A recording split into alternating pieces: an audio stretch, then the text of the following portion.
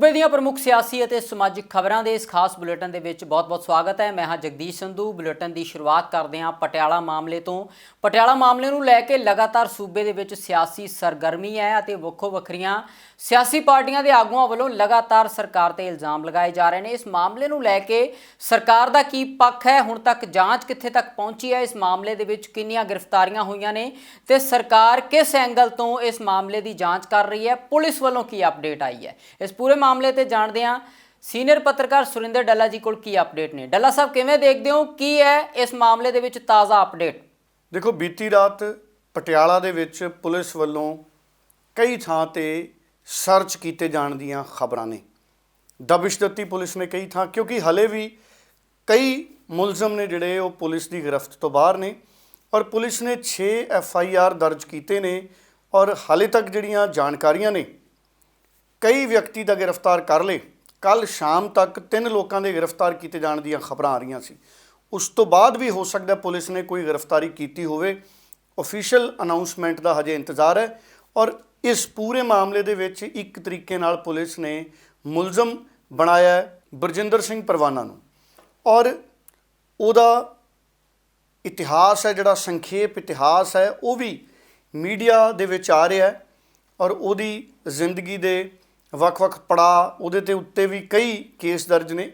हालांकि वो परवाना ਜਿਹੜਾ ਉਹਦੇ ਬਾਰੇ ਇਹ ਵੀ ਕਿਹਾ ਜਾਂਦਾ ਕਿ ਉਹ बहुत सारे ਜਿਹੜੇ ਸੰਘਰਸ਼ ਸੀ ਵੱਖ-ਵੱਖ ਸੰਗਠਨਾਂ ਦੇ, ਉਹਨਾਂ ਦੇ ਵਿੱਚ ਵੀ ਉਹ ਵੱਧ ਚੜ ਕੇ ਮਦਦ ਦੇ ਲਈ ਹਿੱਸਾ ਕਰਦੇ ਸੀ। ਸੋ ਇਸ ਤਰੀਕੇ ਦਾ परवाने ਉਹਨਾਂ ਦਾ ਜਿਹੜਾ ਇਤਿਹਾਸ ਹੈ ਉਹ ਵੀ ਦੱਸਿਆ ਗਿਆ ਔਰ ਵੱਡੀ ਗੱਲ ਇਹ ਹੈ ਕਿ ਕੁੱਲ 25 ਲੋਕਾਂ ਦੇ ਖਿਲਾਫ ਕੁੱਲ ਹਜੇ ਤੱਕ नामजद होए सी केस और कुछ लोगों को तफ्तीश च शामिल करके उन्होंने खिलाफ भी केस दर्ज किए जा सकते हैं, क्योंकि पुलिस वक्-वक् वीडियो फुटेज नूं पुलिस के जिहड़े एक्सपर्ट ने वो खंगाल रहे हैं। CCTV फुटेज खंगाली जा रही है। जिहड़े लोग सी वीडियो च नज़र आ रहे हैं उन्होंने भूमिका की रही, ये सारा कुछ खंगालिया जा रहा है। उधर जिहड़ा एक होर आगू सी हरीश सिंगला, ਉਹਦੇ तो भी पुलिस जिहड़ी है वो पुछगिछ कर रही है। ਉਹਦੇ बारे भी जिहड़े वीडियो एविडेंस ने, इलैक्ट्रॉनिक एविडेंसिस ने, पुलिस उन्होंने इकट्ठे कर रही है और इन्हां सारिਆਂ ਦੇ ਜਿਹੜੇ कॉल डिटेल्स ने उन्होंने भी खंगालिया जा रहा है, क्योंकि बहुत साइंटिफिक इन्वेस्टिगेशन पुलिस इस वक्त कर रही है पटियाले की। और वड्डे अफसर, क्योंकि भगवंत मान ने बदलते खबरां ये सी कि कुछ पुलिस की कारगुजारी तो मुख्यमंत्री नाखुश ने। हालांकि ये बड़ा चुनौती वाला मामला सी। वक्-वक् इंटैलीजेंस एजेंसियां की इनपुट भी इस मामले नूं लैके पहलां तो ही चल रही सी और हुण अफसर बदलते ने, IG बदलते ने, SSP बदलते ने, SP बदलते ने। नवें SSP पारक साहब लाए गए ने, नवें IG ने जिहड़े मुखविंदर सिंह छीना लाए गए ने और नवें SP उत्थे वजीर सिंह लाए गए ने। सो नवें नवें अफसरां की तैनाती पुलिस वालों की गई है। जिमें जिमें दिन अगे चढ़ूगा ये ऑफिशियल इन्फॉर्मेशन पुलिस कोलों मिलूगी जगदीश जी कि होर किहड़े लोग गिरफ्तार किए जा चुके हैं। हुण तक माहौल हुण पूरी तरह नाल कंट्रोल दे विच है और रोज़मर्रा की जिंदगी है जिहड़ी वो पटड़ी ते है।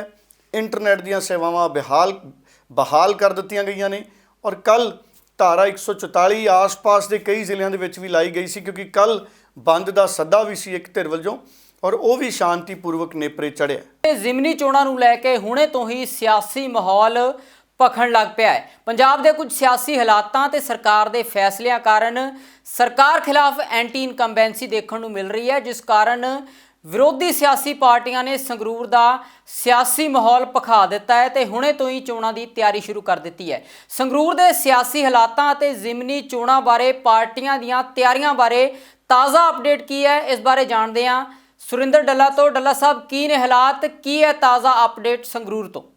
देखो, एक पासे सियासी धिरां ने जिहड़ियां वो पटियाले वाले मामले दे विच एक दूसरे ते इल्ज़ामबाजी कर रही ने, क्योंकि आम आदमी पार्टी ने कहा कि ये सियासी धिरां ने जिहड़ियां इहदे पिछे ने। उस तो बाद सियासत गर्म हो गई और कई फैसले सरकार दे चंगे हो रहे ने। 1500 रुपये जिहड़े सीधी बिजाई करन वाले झोने दे किसानां लई ऐलाने गई है। भगवंत मान वालों चंगा फैसला है। बिजली के फैसले ने मिलिया जुलिया प्रतिक्रम है, पर जिहड़ा बिजली का फैसला सी और बिजली के कट ने और किसानों की फसल की लिफ्टिंग की समस्या है, ਹਜੇ ਤੱਕ ਮੁਆਵਜ਼ੇ ਦੀ ਅਨਾਉਂਸਮੈਂਟ ਨਹੀਂ ਹੋਈ। ਇਹਨਾਂ ਸਾਰੀਆਂ ਸਥਿਤੀਆਂ ਦੇ ਵਿੱਚ ਕਿਤੇ ਨਾ ਕਿਤੇ ਕਿਸੇ ਵੀ ਸਰਕਾਰ ਦੇ ਅਗਰ ਹੱਕ 'ਚ ਲੋਕ ਨੇ ਤੇ ਐਂਟੀ ਇਨਕੰਬੈਂਸੀ ਵੀ ਬਣਦੀ ਹੈ। ਪਹਿਲਾਂ ਫੈਸਲਾ ਆਇਆ ਕਿ ਜੁਗਾੜੂ ਮੋਟਰਸਾਈਕਲ ਰੇਹੜੀਆਂ ਨੇ ਜਿਹੜੀਆਂ ਉਹਨਾਂ ਨੂੰ ਰੋਕ ਦਿੱਤਾ ਜਾਊਗਾ, ਫਿਰ ਉਹ ਫੈਸਲਾ ਇੱਕ ਤਰੀਕੇ ਨਾਲ ਅਣਐਲਾਨੇ ਤੌਰ ਤੇ ਵਾਪਸ ਲਿਆ ਔਰ ਹੁਣ ਰੇਹੜੀ ਵਾਲਿਆਂ ਦੇ ਬਾਰੇ ਕਿਹਾ ਜਾ ਰਿਹਾ ਕਿ ਰੇਹੜੀਆਂ ਜਿਹੜੀਆਂ ਨੇ ਕਬਜ਼ੇ ਨਜਾਇਜ਼, ਇਹ ਸਾਰਿਆਂ ਨੂੰ ਹਟਾ ਦਿੱਤਾ ਜਾਏਗਾ।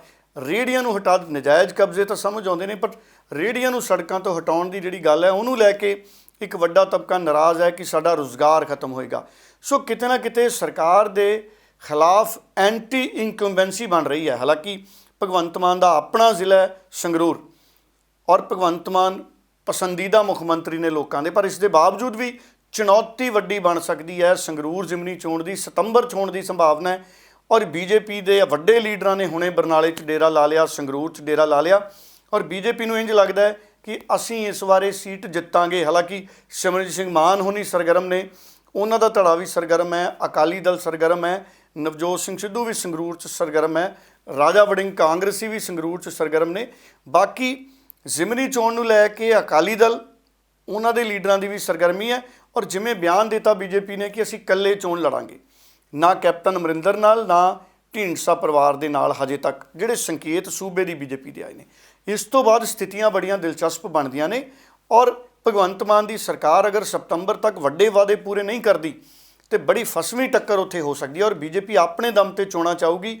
ਔਰ ਪਤਾ ਲੱਗਿਆ ਕਿ ਭਾਰਤੀ ਜਨਤਾ ਪਾਰਟੀ ਕਿਸੇ ਵੱਡੇ ਸੈਲੀਬ੍ਰਿਟੀ ਨੂੰ ਇੱਕ ਵਾਰੀ ਫਿਰ ਸੰਗਰੂਰ ਦੀਆਂ ਜ਼ਿਮਨੀ ਚੋਣਾਂ ਦੇ ਵਿੱਚੋਂ ਉਤਾਰ ਸਕਦੀ ਹੈ। ਸੋ ਦੇਖਦੇ ਹਾਂ, ਚੋਣਾਂ ਦਾ ਅਖਾੜਾ ਪੂਰੀ ਤਰ੍ਹਾਂ ਭਖਿਆ। ਬੜੇ ਸੀਨੀਅਰ ਲੀਡਰ ਨੇ ਬੀਜੇਪੀ ਦੇ, ਅਨਿਲ ਸਰੀਨ, ਉਹ ਵੀ ਬੜੇ ਸਰਗਰਮ ਨੇ ਸੰਗਰੂਰ ਦੇ ਵਿੱਚ। ਸੋ ਦੇਖਦੇ ਹਾਂ ਆਉਂਦੇ ਦਿਨਾਂ ਦੇ ਵਿੱਚ ਜਗਦੀਸ਼ ਜੀ ਕੀ ਬਣਦਾ ਹੈ। ਸੰਗਰੂਰ 'ਚ ਹੋਣ ਵਾਲੀਆਂ ਜ਼ਿਮਨੀ ਚੋਣਾਂ ਨੂੰ ਲੈ ਕੇ ਸਿਆਸੀ ਮੈਦਾਨ ਭਖਦਾ ਹੋਇਆ ਨਜ਼ਰ ਆ ਰਿਹਾ ਹੈ। ਬੀਜੇਪੀ ਵੱਲੋਂ ਸੰਗਰੂਰ ਚੋਣਾਂ ਦੀਆਂ ਤਿਆਰੀਆਂ ਕੀਤੀਆਂ ਜਾ ਰਹੀਆਂ ਨੇ ਤੇ ਦਾਅਵਾ ਵੀ ਕੀਤਾ ਜਾ ਰਿਹਾ ਹੈ ਕਿ ਸੰਗਰੂਰ ਦੀ ਸੀਟ ਬੀਜੇਪੀ ਜ਼ਰੂਰ ਜਿੱਤੇਗੀ। ਬੀਜੇਪੀ ਆਗੂ ਅਨਿਲ ਸਰੀਨ ਨੇ ਦਾਅਵਾ ਕੀਤਾ ਹੈ ਕਿ ਸੰਗਰੂਰ ਦੀ ਜ਼ਿਮਨੀ ਚੋਣ ਦੇ ਵਿੱਚ ਬੀਜੇਪੀ ਦੀ ਵੱਡੀ ਜਿੱਤ ਹੋਵੇਗੀ। ਅਸੀਂ ਸਾਰੇ ਜਾਣਦੇ ਹਾਂ ਕਿ ਭਗਵੰਤ ਮਾਨ ਜੀ ਦੇ ਮੁੱਖ ਮੰਤਰੀ ਬਣਨ ਦੇ ਬਾਅਦ ਸੰਗਰੂਰ ਲੋਕ ਸਭਾ ਸੀਟ ਦੇ ਉੱਤੇ ਬਾਈ ਇਲੈਕਸ਼ਨ ਆਉਣ ਵਾਲਾ ਹੈ ਔਰ ਲੱਗਦਾ ਕਿ 1-2 ਮਹੀਨੇ ਦੇ ਵਿੱਚ ਵੋਟਾਂ ਪੈ ਜਾਣਗੀਆਂ। ਉਸੇ ਦੀ ਤਿਆਰੀ ਦੇ ਸੰਦਰਭ ਦੇ ਵਿੱਚ ਸਾਡੇ ਪ੍ਰਦੇਸ਼ ਵੱਲੋਂ ਇਲੈਕਸ਼ਨ ਇੰਚਾਰਜ ਦੇ ਨਾਤੇ, ਪ੍ਰਭਾਰੀ ਦੇ ਨਾਤੇ ਰਾਣਾ ਸੋਢੀ ਜੀ, ਮੇਰੀ ਔਰ ਸ਼੍ਰੀ ਐਸ ਆਰ ਲੱਦਰ ਜੀ ਦੀ ਟੀਮ ਬਣੀ ਹੈ जिसने सारा इलेक्शन लड़ाना है और वो सारी रणनीति तय करनी है। उस सिलसिले ਦੇ ਵਿੱਚ मैं और ਲੱਦਰ ਸਾਹਿਬ ਕੱਲ ਸਵੇਰ ਦੇ ਨਿਕਲੇ ਹੋਏ ਹਾਂ ਔਰ ਸਾਰੀ ਸੰਗਰੂਰ ਲੋਕ ਸਭਾ ਸੀਟ ਦੇ ਅਸੀਂ ਦੌਰਾ ਕਰ ਰਹੇ ਹਾਂ, ਅਲੱਗ-ਅਲੱਗ ਥਾਵਾਂ ਦੇ ਉੱਤੇ ਆਪਣੇ ਵਰਕਰਸ ਨਾਲ ਵੀ ਮੀਟਿੰਗ ਕਰ ਰਹੇ ਹਾਂ ਔਰ ਪਬਲਿਕ ਦੇ ਲੋਕਾਂ ਨਾਲ ਵੀ ਇੰਟਰੈਕਸ਼ਨ ਕਰ ਰਹੇ ਹਾਂ to assess the situation over here. ਲੇਕਿਨ ਅੱਜ ਜਦੋਂ ਅਸੀਂ ਅਖੀਰਲੇ ਪੜਾਅ ਤੇ ਪਹੁੰਚੇ ਹਾਂ, ਮੈਂ ਬੜੇ ਦਾਅਵੇ ਨਾਲ ਕਹਿ ਸਕਦਾ ਜਿਸ ਤਰੀਕੇ ਦੇ ਨਾਲ ਸਾਡਾ ਕਾਰਜਕਰਤਾ ਅਪਬੀਟ ਹੈ, ਉਹਦਾ ਮੋਰਲ ਬਹੁਤ ਹਾਈ ਹੈ ਔਰ ਉਹਦੇ ਮਨ 'ਚ ਇੱਕ ਉਤਸ਼ਾਹ ਹੈ ਕਿ ਅਸੀਂ ਮੋਦੀ ਸਾਹਿਬ ਦੀ ਝੋਲੀ 'ਚ ਸੰਗਰੂਰ ਦੀ ਲੋਕ ਸਭਾ ਸੀਟ ਪਾਣੀ ਹੈ। ਉਸ ਦੇ ਨਾਲ ਨਾਲ ਜਿਹੜੀ ਸਾਡੀ ਪਬਲਿਕ ਇੰਟਰੈਕਸ਼ਨ ਹੋਈ ਹੈ ਉੱਥੇ ਵੀ ਲੋਕਾਂ ਦਾ ਪਿਆਰ ਸਾਨੂੰ ਬਹੁਤ ਮਿਲਿਆ ਔਰ ਲੋਕਾਂ ਦੇ ਮਨ 'ਚ ਵੀ ਇਹ ਹੈਗਾ ਕਿ ਅਸੀਂ ਜਿਹੜਾ ਹੈਗਾ ਵਾ ਜਿੱਥੇ ਤੱਕ ਲੋਕ ਸਭਾ ਦਾ ਸਵਾਲ ਹੈ, ਅਸੀਂ ਇਹ ਸੀਟ ਮੋਦੀ ਸਾਹਿਬ ਦੀ ਝੋਲੀ 'ਚ ਪਾਵਾਂਗੇ, ਅਸੀਂ ਕਮਲ ਦੇ ਫੁੱਲ ਤੇ ਮੋਹਰ ਲਾਵਾਂਗੇ। ਤੇ ਉਧਰ ਪਟਿਆਲਾ ਮਾਮਲੇ ਨੂੰ ਲੈ ਕੇ ਸੀਐਮ ਭਗਵੰਤ ਮਾਨ ਨੇ ਵਿਰੋਧੀ ਸਿਆਸੀ ਪਾਰਟੀਆਂ ਦੇ ਉੱਪਰ ਤਿੱਖਾ ਸਿਆਸੀ ਨਿਸ਼ਾਨਾ ਸਾਧਿਆ। ਭਗਵੰਤ ਮਾਨ ਨੇ ਕਿਹਾ ਕਿ ਮਾਮਲੇ ਦੀ ਜਾਂਚ ਹੋਵੇਗੀ ਤੇ ਦੋਸ਼ੀਆਂ ਨੂੰ ਬਖਸ਼ਿਆ नहीं जाएगा। उनके वर्कर लड़े थे और पंजाब की सोशल बॉन्डिंग बहुत ज़बरदस्त है, तो पुलिस अधिकारियों को बदल दिया गया है और अभी पीस कमेटी की मीटिंग चल रही है, सब कुछ हो। ਪੰਜਾਬ ਦੇ ਵਿੱਤ ਮੰਤਰੀ ਹਰਪਾਲ ਸਿੰਘ ਚੀਮਾ ਨੇ ਵੀ ਪਟਿਆਲਾ ਮਾਮਲੇ ਨੂੰ ਲੈ ਕੇ ਲੋਕਾਂ ਨੂੰ ਖਾਸ ਅਪੀਲ ਕੀਤੀ ਹੈ। ਉਹਨਾਂ ਨੇ ਲੋਕਾਂ ਨੂੰ ਸ਼ਾਂਤੀ ਬਣਾਏ ਰੱਖਣ ਦੀ ਅਪੀਲ ਕੀਤੀ ਹੈ। ਪਟਿਆਲਾ ਵਿੱਚ ਵਾਪਰੀ ਘਟਨਾ ਨੂੰ ਲੈ ਕੇ ਪੰਜਾਬ ਸਰਕਾਰ, ਸਰਦਾਰ ਭਗਵੰਤ ਸਿੰਘ ਮਾਨ ਜੀ ਪੰਜਾਬ ਦੇ ਮੁੱਖ ਮੰਤਰੀ ਪੂਰੀ ਤਰ੍ਹਾਂ ਸੰਜੀਦਾ ਨੇਗੇ। ਲਗਾਤਾਰ ਕਾਰਵਾਈ ਹੋ ਰਹੀ ਆ। ਮਾਨ ਸਾਹਿਬ ਖੁਦ ਇਸ ਜਿਹੜੀ ਵਾਪਰੀ ਘਟਨਾ ਉਹਦੀ ਨਿਗਰਾਨੀ ਖੁਦ ਕਰ ਰਹੇ ਨੇਗੇ। ਕਿਸੇ ਵੀ ਵਿਅਕਤੀ ਵਿਸ਼ੇਸ਼ ਨੂੰ ਜਾਂ ਵਿਅਕਤੀਆਂ ਨੂੰ ਕਾਨੂੰਨ ਆਪਣੇ ਹੱਥ ਵਿੱਚ ਲੈਣ ਦਾ ਕੋਈ ਵੀ ਅਧਿਕਾਰ ਨਹੀਂ। ਕਾਨੂੰਨ ਆਪਣਾ ਕੰਮ ਕਰ ਰਿਹਾ। ਜਿਸ ਵੀ ਵਿਅਕਤੀ ਨੇ ਇਹ ਕਾਰਵਾਈ ਕੀਤੀ ਆ, ਚਾਹੇ ਉਹ ਕੋਈ ਪੋਲੀਟੀਕਲ ਵਿਅਕਤੀ ਆ, ਚਾਹੇ ਕਿਸੇ ਸੰਗਠਨ ਦਾ ਜਾਂ ਕਿਤੋਂ ਹੋਰ ਆ, ਉਹਨਾਂ ਸਾਰਿਆਂ ਦੇ ਖਿਲਾਫ ਸਖਤ ਕਾਰਵਾਈ ਕੀਤੀ ਜਾਊਗੀ ਔਰ ਪੰਜਾਬ ਵਿੱਚ ਅਮਨ ਕਾਨੂੰਨ ਜਿਹੜਾ ਹੈਗਾ ਉਹ ਬਣਾ ਕੇ ਰੱਖਿਆ ਜਾਊਗਾ। ਮੇਰੀ ਸਮੂਹ ਪੰਜਾਬੀਆਂ ਨੂੰ ਅਪੀਲ ਆ ਕਿ ਤੁਸੀਂ ਭਾਈਚਾਰਕ ਸਾਂਝ ਦੇ ਮੁਦਈ ਹੋ। ਇਹ ਪੰਜਾਬੀ ਜਾਣੇ ਜਾਂਦੇ ਨੇ ਪੂਰੀ ਦੁਨੀਆ ਦੇ ਵਿੱਚ ਕਿ ਭਾਈਚਾਰਕ ਸਾਂਝ ਕਾਇਮ ਰੱਖਦੇ ਨੇ। ਕਿ ਸੋ ਸਾਰੇ ਜਣਾਂ ਨੂੰ ਮੇਰੀ ਬੇਨਤੀ ਆ ਕਿ ਭਾਈਚਾਰਕ ਸਾਂਝ ਕਾਇਮ ਰੱਖੀ ਜਾਵੇ ਔਰ ਸਮਾਜ ਵਿਰੋਧੀ ਅੰਸਰਾਂ ਨੂੰ ਇਹ ਮੂੰਹ ਤੋੜਵਾ ਜਵਾਬ ਹੋਊਗਾ ਜੇਕਰ ਆਪਾਂ ਸ਼ਾਂਤੀ ਬਣਾ ਕੇ ਰੱਖਦੇ ਆਂਗੇ। ਬੀਜੇਪੀ ਆਗੂ ਅਨਿਲ ਸਰੀਨ ਨੇ ਪੰਜਾਬ ਦੀ ਭਗਵੰਤ ਮਾਨ ਸਰਕਾਰ ਦੇ ਉੱਪਰ ਵੱਡੇ ਸਵਾਲ ਚੁੱਕੇ ਨੇ। ਸੂਬੇ ਦੀ ਕਾਨੂੰਨ ਵਿਵਸਥਾ ਨੂੰ ਲੈ ਕੇ ਅਨਿਲ ਸਰੀਨ ਨੇ ਭਗਵੰਤ ਮਾਨ ਦੇ ਉੱਪਰ ਤਿੱਖਾ ਸਿਆਸੀ ਨਿਸ਼ਾਨਾ ਸਾਧਿਆ ਹੈ। ਭਾਰਤੀ ਜਨਤਾ ਪਾਰਟੀ ਅੱਜ ਜੋ ਕੁਝ ਵੀ ਪਟਿਆਲੇ 'ਚ ਹੋਇਆ ਉਹਦੀ ਕੜੇ ਸ਼ਬਦਾਂ 'ਚ ਨਿੰਦਾ ਕਰਦੀ ਹੈ। ਇਹ ਪਿਛਲੇ 15-20 ਦਿਨ ਤੋਂ ਇਹ ਸਾਰਾ ਇਸ਼ੂ ਚੱਲਦਾ ਪਿਆ ਸੀਗਾ। ਪੁਲਿਸ ਨੇ ਐਕਟ ਅਪਨ ਕਿਉਂ ਨਹੀਂ ਕੀਤਾ, ਸਥਿਤੀ ਨੂੰ ਕਿਉਂ ਨਹੀਂ ਸੰਭਾਲਿਆ। ਮੈਂ ਪੁੱਛਣਾ ਚਾਹੁੰਦਾ ਭਗਵੰਤ ਸਿੰਘ ਮਾਨ ਨੂੰ ਕਿ ਚੁਣਾਵ ਤੋਂ ਪਹਿਲਾਂ ਸਿੱਖ ਫॉर ਜਸਟਿਸ ਦੇ ਪੰਨੂ ਨੇ ਅਪੀਲ ਕੀਤੀ ਸੀਗੀ ਕਿ ਆਮ ਆਦਮੀ ਪਾਰਟੀ ਦੀ ਸਰਕਾਰ ਬਣਾਓ ਤੇ ਉਹ ਸਾਡਾ ਏਜੰਡਾ ਪੰਜਾਬ ਵਿੱਚ ਲਾਗੂ ਕਰੇਗੀ। ਕੀ ਕਿਤੇ ਇਹ ਉਸੇ ਨਾਲ ਕੋਈ ਲਿੰਕ ਤਾਂ ਨਹੀਂ ਹੈਗਾ ਇਸ ਦਾ ਕਿ ਆਮ ਆਦਮੀ ਪਾਰਟੀ ਦੀ ਸਰਕਾਰ ਸਿੱਖ ਫॉर ਜਸਟਿਸ ਦਾ ਕੋਈ ਏਜੰਡਾ ਤਾਂ ਨਹੀਂ ਲਾਗੂ ਕਰ ਰਹੀ।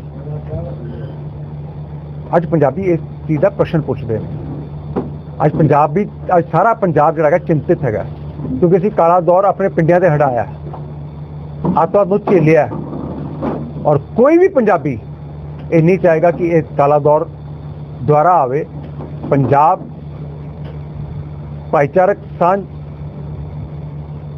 ਔਰ ਆਪਸੀ ਪਿਆਰ ਦਾ ਇੱਕ ਪ੍ਰਤੀਕ ਹੈ। ਭਾਰਤੀ ਜਨਤਾ ਪਾਰਟੀ ਸਾਰੇ ਪੰਜਾਬੀਆਂ ਨੂੰ ਅਪੀਲ ਕਰਦੀ ਹੈ ਕਿ ਅਮਨ ਸ਼ਾਂਤੀ ਬਣਾਏ ਰੱਖਣ। ਸ਼੍ਰੋਮਣੀ ਅਕਾਲੀ ਦਲ ਦੇ ਸੀਨੀਅਰ ਆਗੂ ਡਾਕਟਰ ਦਲਜੀਤ ਸਿੰਘ ਚੀਮਾ ਨੇ ਵੀ ਸੀਐਮ ਮਾਨ ਦੇ ਵਿਰੋਧੀਆਂ ਦੇ ਉੱਪਰ ਇਲਜ਼ਾਮ ਲਗਾਉਣ ਦਾ ਵਿਰੋਧ ਕੀਤਾ। ਉਹਨਾਂ ਕਿਹਾ ਕਿ ਮਾਮਲੇ ਦੀ ਜਾਂਚ ਕੀਤੀ ਜਾਣੀ ਚਾਹੀਦੀ ਹੈ।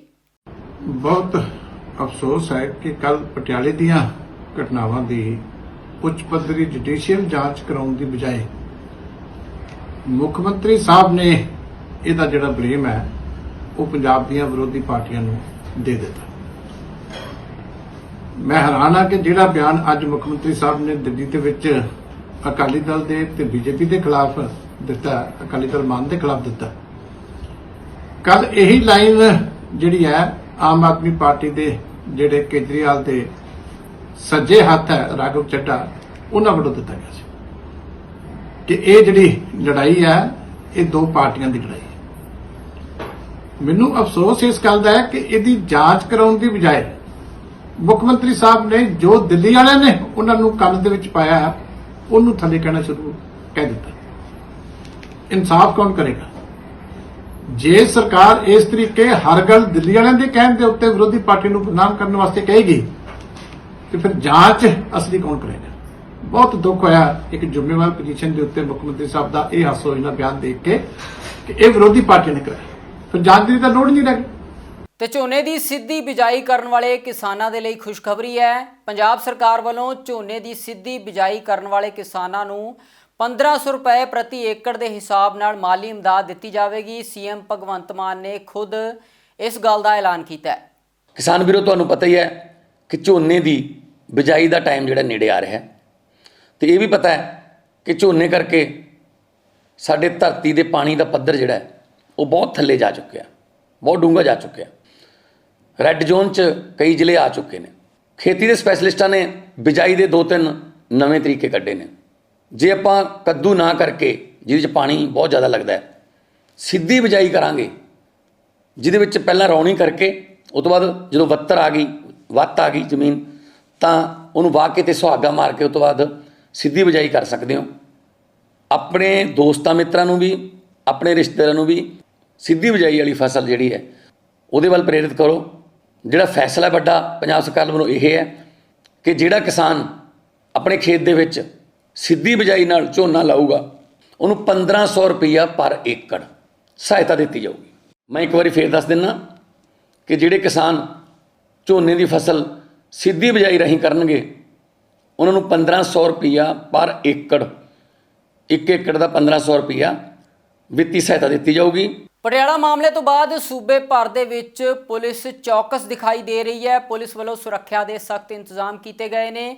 ਖਾਸ ਤੌਰ ਤੇ ਅੰਮ੍ਰਿਤਸਰ ਦੇ ਵਿੱਚ ਪੁਲਿਸ ਵੱਲੋਂ ਚੈਕਿੰਗ ਕੀਤੀ ਗਈ ਅਤੇ ਸ਼ੱਕ ਦੇ ਆਧਾਰ ਤੇ ਜਾਂਚ ਵੀ ਕੀਤੀ गई है। हमने कल भी पुख्ता सुरक्षा प्रबंध किए थे। Law and order and security पूरी अच्छी तरह करी जा रही है। कितने मुलाजिम लगे हैं कितने नहीं, ये ऑपरेशनल डिटेल्स हैं, ये मैं आपसे शेयर नहीं करूँगा। बट हमारे पूरे गेस्टेड ऑफिसर्स जिसमें डीसीपी रैंक के हैं और एसपी, डीएसपी, एसएचओज, सारी टीम मिलके पूरे शहर को सुरक्षित रख रही है। ਤੇ ਬਿਜਲੀ ਦਾ ਸੰਕਟ ਸਿਰਫ ਪੰਜਾਬ ਦੇ ਵਿੱਚ ਹੀ ਨਹੀਂ ਹੈ, ਹਰਿਆਣਾ ਦੇ ਵਿੱਚ ਵੀ ਕਿਸਾਨਾਂ ਨੂੰ ਬਿਜਲੀ ਸੰਕਟ ਦਾ ਸਾਹਮਣਾ ਕਰਨਾ ਪੈ ਰਿਹਾ ਹੈ।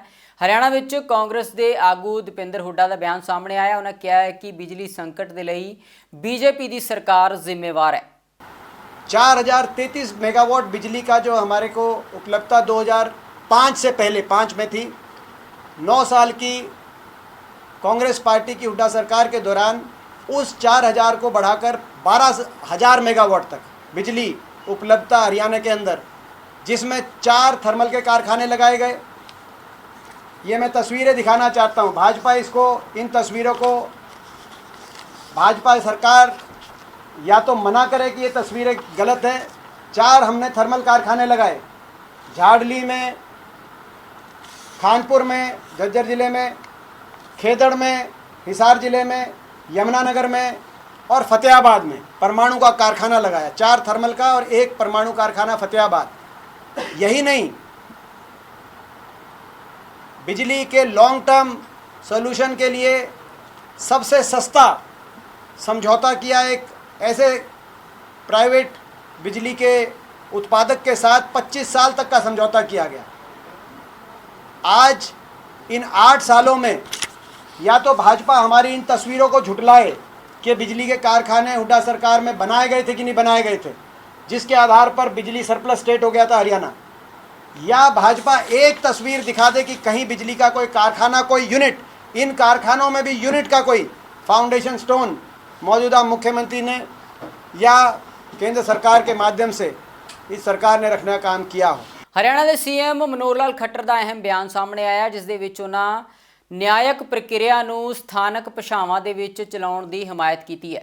ਉਹਨਾਂ ਕਿਹਾ ਕਿ ਨਿਆਇਕ ਵਿਵਸਥਾ ਦੇ ਰਿਕਾਰਡ ਡਿਜੀਟਲ ਕੀਤੇ ਜਾਣੇ ਚਾਹੀਦੇ ਨੇ ਤੇ ਆਮ ਲੋਕਾਂ ਦੀ ਸਹੂਲਤ ਦਾ ਵੀ ਖਿਆਲ ਰੱਖਣਾ ਚਾਹੀਦਾ ਹੈ। रिटायर्ड जजेस, इनके एमोलूमेंट्स, उनको सुविधाएं ये कुछ बढ़ाई जाए, ऐसा चीफ जस्टिस की ओर से एक रेजोल्यूशन था, एक बिंदु रखा गया था।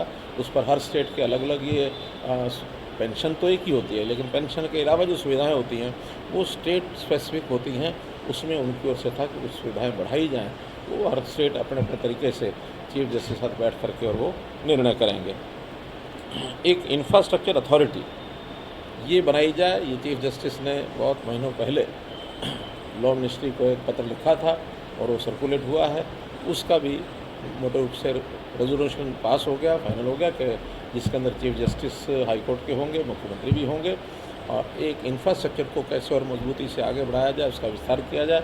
उसके लिए वो कमेटी साल में 1 बार 2 बार बैठ करके उसको आगे बढ़ाएगी। हालांकि हमारे यहाँ कोई कठिनाई उसकी नहीं है, क्योंकि पहले से हाई कोर्ट की बिल्डिंग कमेटी बनी हुई है और बिल्डिंग कमेटी को जो भी उनकी डिमांड होती है, जहाँ भी वो जो चाहते हैं, हम सारा उसमें उपलब्ध कराते हैं, चाहे ज़मीन है चाहे पैसा है। लेकिन फिर भी कुछ प्रदेशों में कठिनाई थी, तो वहाँ उनके लिए ये जो इंफ्रास्ट्रक्चर का एक अथॉरिटी स्टेट लेवल पर ये सब जगह बनेगी। VHP ਆਗੂ ਸੁਰਿੰਦਰ ਜੈਨ ਅੰਮ੍ਰਿਤਸਰ ਪਹੁੰਚੇ, ਜਿੱਥੇ ਉਹਨਾਂ ਨੇ ਇੱਕ ਸਮਾਗਮ ਦੇ ਵਿੱਚ ਸ਼ਮੂਲੀਅਤ ਕੀਤੀ। ਉਹਨਾਂ ਕਿਹਾ ਹੈ ਕਿ ਕਾਨੂੰਨ ਵਿਵਸਥਾ ਨੂੰ ਬਣਾਏ ਰੱਖਣ ਦੇ ਲਈ ਪੰਜਾਬ ਸਰਕਾਰ ਨੂੰ ਚੰਗੇ ਉਪਰਾਲੇ ਕਰਨੇ ਚਾਹੀਦੇ ਨੇ। नहीं, ये गलत है। गनमैन सुरक्षा के लिए है, गनमैन ताकत का प्रदर्शन करने के लिए नहीं है। कहीं ना कहीं इसका मकसद सिर्फ सुरक्षा लेना नहीं होता, जो ऐसे षड्यंत्र रच रहे हैं। हाँ, ये बात ठीक है, मैं इस बात से सहमत हूँ।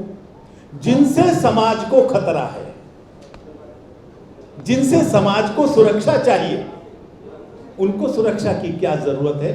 और मैं समझता हूँ इस सरकार ने शायद इस विषय को रिवाइज भी किया है और भी करेंगे, और सख्ती से आगे बढ़े, ये मेरा निवेदन है। ਤੇ ਪੰਜਾਬ ਦੀਆਂ ਪ੍ਰਮੁੱਖ ਸਿਆਸੀ ਅਤੇ ਸਮਾਜਿਕ ਖਬਰਾਂ ਦੇ ਇਸ ਖਾਸ ਬੁਲੇਟਿਨ ਦੇ ਵਿੱਚ ਫਿਲਹਾਲ ਇੰਨਾ ਹੀ। ਹੁਣ ਮੈਨੂੰ ਦੇ ਇਜਾਜ਼ਤ। ਬਹੁਤ ਬਹੁਤ ਧੰਨਵਾਦ।